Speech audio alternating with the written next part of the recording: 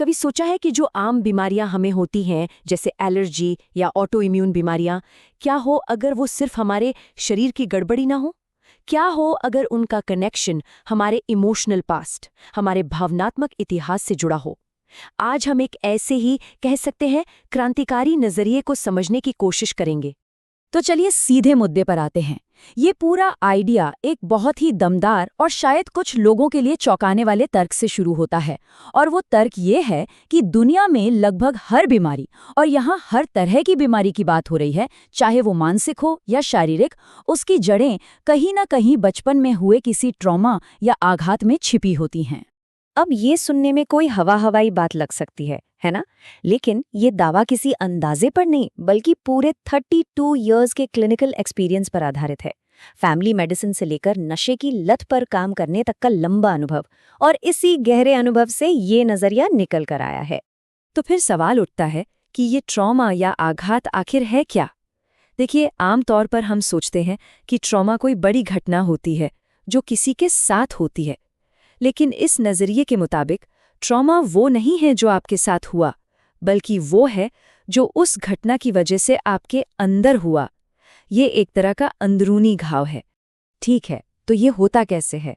मतलब एक अंदरूनी घाव आखिर कैसे एक शारीरिक बीमारी बन जाता है? चलिए इस प्रोसेस को समझते हैं कि कैसे तनाव से निपटने का एक तरीका, जो शुरू में हमें बचाने के लिए होता है, वो धीरे धीरे हमारी पर्सनालिटी, हमारी बायोलॉजी का हिस्सा बन जाता है। सोचिए एक बच्चे के बारे में जो बहुत तनाव भरे माहौल में है। अब खुद को उस तनाव से बचाने के लिए वो क्या करेगा? वो कुछ तरीके अपनाएगा, जैसे कि मान लीजिए सिचुएशन से अपना ध्यान ही हटा लेना या ट्यून आउट कर जाना। और शुरुआत में ये एक सर्वाइवल मैकेनिज्म है, एक बहुत ही मददगार चीज़ है। और ये प्रोसेस कुछ इस तरह से काम करता है। सबसे पहले बच्चा तनाव महसूस करता है, फिर दूसरा स्टेप, वो उस तनाव से बचने के लिए एक कोपिंग स्टेट यानी एक तरह की बचाव की अवस्था अपनाता है। अब यहाँ से चीज़ें इंटरेस्टिंग होती हैं। तीसरा स्टेप, उसका दिमाग उस अवस्था के हिसाब से खुद को ढालना शुरू कर देता है, उसकी वायरिंग बदलने लगती है। और आखिर में क्या होता है? जो चीज़ एक टेम्परेरी बचाव का तरीका थी, वो एक परमानेंट आदत बन जाती है, जैसे ADHD। और यहाँ एक बहुत बहुत ज़रूरी बात समझनी होगी। ये जो पैटर्न बनते हैं ना, ये कोई जानबूझकर नहीं चुनता। ये सब अवचेतन यानी अनकॉन्शियस लेवल पर होता है, और इसीलिए कोई बस ये सोचकर इन्हें बंद नहीं कर सकता कि चलो आज से मैं ऐसा नहीं करूँगा। नहीं, ये हमारे सिस्टम में बहुत गहरे तक बैठ जाते हैं। ठीक है, तो अगर ये कनेक्शन इतना साफ है, इतना गहरा है, तो एक बड़ा सवाल मन में आता है ना, कि हमारा जो पूरा मेडिकल सिस्टम है वो इसे इतनी आसानी से नज़रअंदाज क्यों कर देता है? डॉक्टर्स इस बारे में बात क्यों नहीं करते? इसका एक बहुत बड़ा कारण छुपा है वेस्टर्न मेडिसिन की बुनियाद में ही। यहाँ एक बहुत अच्छी बात कही गई है कि मन और शरीर को सिर्फ मेडिकल स्कूल में ही अलग किया जा सकता है, असल जिंदगी में नहीं। और यही प्रॉब्लम है। हम तनाव को दिमाग की समस्या मानते हैं और पेट दर्द को शरीर की, जैसे दोनों का कोई लेना देना ही ना हो। इसे समझने के लिए हमें साइंस और आइडियोलॉजी यानी विज्ञान और विचारधारा के फर्क को समझना होगा। देखिए, सच्चा विज्ञान हमेशा खुले दिमाग से सवाल पूछता है। वो कहता है क्या ऐसा हो सकता है? लेकिन विचारधारा वो पहले से ही कुछ चीजें सच मानकर चलती है और फिर उन्हीं के चश्मे से सब कुछ देखती है। वो उन मान्यताओं पर सवाल नहीं उठाती, जैसे ये मान लेना कि मन और शरीर हमेशा अलग अलग ही होते हैं। तो वेस्टर्न मेडिसिन की विचारधारा में ऐसे दो गहरे पूर्वाग्रह या कह सकते हैं छिपे हुए विश्वास हैं। पहला, कि बीमारियों के कारण या तो पूरी तरह से फिजिकल होते हैं, जैसे कोई कीटाणु या खराब जीन, या फिर हमें पता ही नहीं होते। और दूसरा, कि बीमारियां शरीर के अलग अलग अंगों को होती हैं, पूरे इंसान को नहीं। इसका नतीजा क्या होता है? डॉक्टर हमारे लक्षणों का इलाज तो कर देते हैं, लेकिन उस इंसान की पूरी कहानी, उसकी जिंदगी, उसके इमोशनल माहौल को देखने से चूक जाते हैं।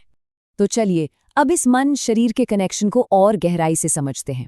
एक ऐसा जबरदस्त उदाहरण देखते हैं जिससे ये साफ हो जाएगा कि हमारा मन और शरीर असल में एक ही हैं, अलग नहीं। तो एक सवाल है सबके लिए। सोचिए, किसी की भावनाओं को उसके शरीर पर असर डालने में यानी फिजिकल चेंजेस लाने में कितना वक्त लगता होगा? कुछ मिनट? घंटे? जवाब हैरान करने वाला है, पर बहुत सिंपल है। पल भर में, इंस्टेंटली। इसको स्क्रीम रिस्पॉन्स से समझते हैं। सोचिए, आपके सामने अचानक कोई खतरा आ जाए और आप डर से चीख पड़ें। उस 1 सेकंड में क्या होता है? आपके हार्मोन्स तुरंत बदल जाते हैं, आपकी आंतें खाना पचाना बंद कर देती हैं, सारा खून आपके मसल्स की तरफ भागता है। क्यों? क्योंकि आपका शरीर लड़ो या भागो यानी फाइट या फ्लाइट मोड के लिए तैयार हो रहा है। ये सब हुआ किसकी वजह से? सिर्फ एक इमोशन की वजह से, डर। अब वो चीख वाला उदाहरण तो एक एक्सट्रीम सिचुएशन थी, लेकिन सच तो ये है कि हमारे मन और शरीर के बीच ये बातचीत, ये लेन देन 24 घंटे सातों दिन चलता रहता है, हर पल, भले ही हमें उसका पता चले या ना चले। और यहीं से हम बीमारी को देखने का एक बिल्कुल अलग, एक क्रांतिकारी नजरिया अपना सकते हैं। क्या हो अगर बीमारी बस एक गड़बड़ी ना हो? क्या हो अगर इसका कोई गहरा मकसद हो? ये आइडिया कहता है कि हमारी जिंदगी में आने वाले संघर्ष, परेशानियां और यहाँ तक कि बीमारियां भी रैंडम नहीं होती। वो कोई एक्सीडेंट नहीं है, बल्कि वो हर इंसान के लिए उसकी ज़रूरत के हिसाब से डिज़ाइन की गई होती हैं। यहाँ एक बहुत खूबसूरत बात कही गई है कि आपके अंदर का वो हिस्सा जो आपसे सबसे ज़्यादा प्यार करता है, उसने ही ये रुकावटें खड़ी की हैं ताकि वो आपको वापस आपके असली स्व तक ले जा सके।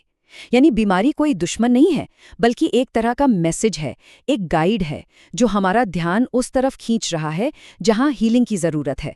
और जब हम ये समझ जाते हैं तो यहीं पर रिस्पॉन्सिबिलिटी का कॉन्सेप्ट आता है, यानी रिस्पॉन्ड करने की एबिलिटी, प्रतिक्रिया चुनने की क्षमता। जब हम अपने अंदर चल रहे इन पैटर्न्स को पहचानने लगते हैं तो हम सिर्फ असहाय शिकार नहीं रह जाते, बल्कि हम अपनी सेहत को, अपनी जिंदगी को बेहतर बनाने में एक एक्टिव रोल निभा सकते हैं। तो आखिर में बस एक सवाल सोचने के लिए छोड़ जाते हैं। क्या हो अगर बीमारी को एक दुश्मन की तरह देखने के बजाय हम उसे खुद को और बेहतर तरीके से समझने और आगे बढ़ने का एक मौका समझें? ये एक ऐसा नजरिया है जो शायद हमारे जीने का और ठीक होने का पूरा तरीका बदल सकता है।